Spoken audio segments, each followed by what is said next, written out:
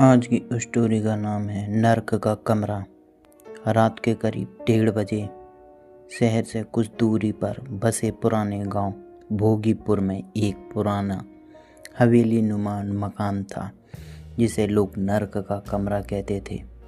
कहते हैं वहाँ जो भी एक रात गुजार ले वे कभी पहले जैसे नहीं रहता।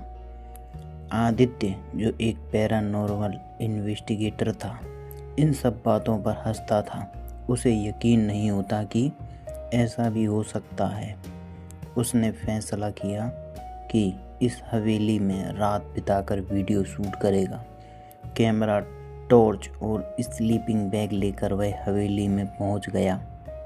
जैसे ही उसने दरवाज़ा खोला ठंडी हवा का झोंका एक साथ उसके चेहरे पर पड़ा। दीवारों पर पुरानी तस्वीरें थीं, कुछ फीकी, कुछ टूटी हुई।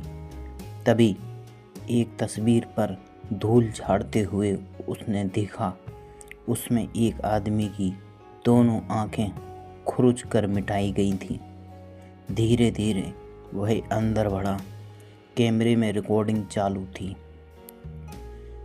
तो दोस्तों, आज मैं इस हवेली में जहां पिछले 30 सालों से कोई नहीं रुका, आदित्य ने नरमी से कहा।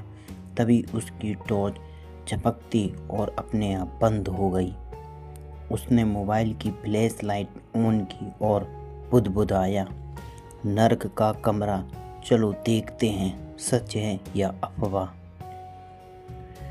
ऊपर की मंजिल की सीढ़ियाँ चरमराती आवाज़ करती जैसे कोई ऊपर नीचे चल रहा हो। वह घबराया लेकिन फिर भी चढ़ गया।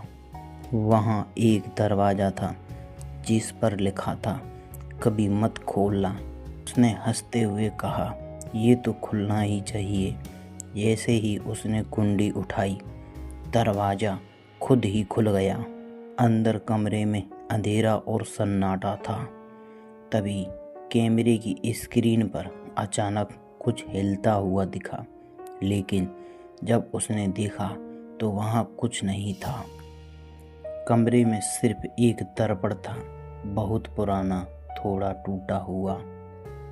वह आगे गया अपना चेहरा देखने के लिए। दर्पण में उसका चेहरा सामान्य दिखा, लेकिन उसके पीछे एक और चेहरा खड़ा था, काला, बिना आंखों वाला, और वह मुस्कुरा रहा था। अचानक आदित्य पलटा पर कोई नहीं था। उसकी सांसें तेज हो गई थीं। तभी दर्पण में उसका प्रतिबिंब धीरे धीरे बोलने लगा, अब तू मेरा हिस्सा बन चुका है। आदित्य चिल्लाया। टॉर्च आदित्य के हाथ से नीचे गिर गई।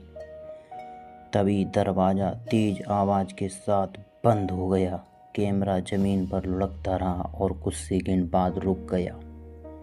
सुबह जब पुलिस गांव वालों की सूचना पर पहुंची तो कमरा खाली था, लेकिन दर्पण में अब एक नई परछाई थी।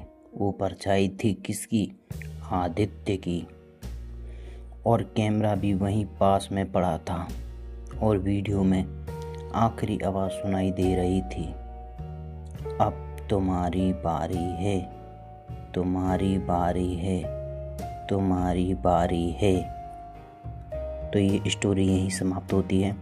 ऐसे ही इंटरेस्टिंग स्टोरी सुनने के लिए हमारे यूट्यूब चैनल को सब्सक्राइब करें एंड इंस्टाग्राम को भी फॉलो करें, जिससे आपको नई नई वीडियो की अपडेट भी वहाँ पे मिलती रहेगी। थैंक यू, धन्यवाद।